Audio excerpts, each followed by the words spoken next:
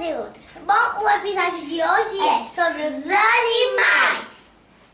Nós vamos apresentar esses 3 passarinhos. Não precisa falar o nome deles. Eles são feitinhos. Mas o macho é o que tem a segunda coisa. Mais importante. O nosso cachorro depenadinho. Ele tá depenado por causa que ele ainda é filhote. E o doutor disse pra ele ficar assim mesmo. Pelaram o pelo dele. Aí, mas ele é um poodle toy de 5 meses.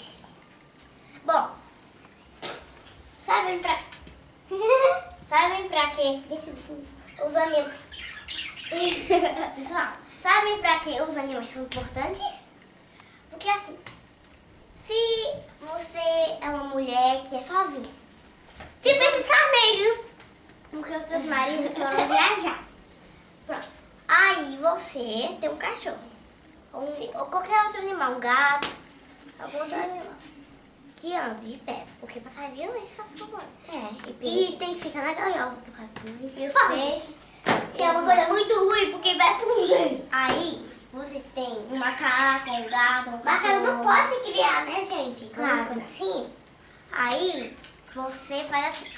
Você pega ele no colo, cuida. Conversa com ele. Ele é seu companheiro quando ele é tão pequenininho também. Bom, ele é seu companheiro quando você está sozinho.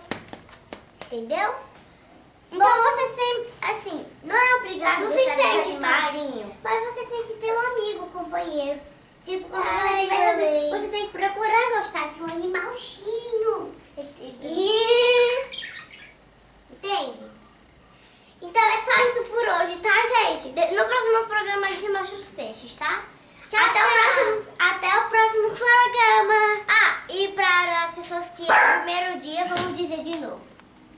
Nosso blog é www.lalaluda.blogspot.com.br. Tchau, tchau.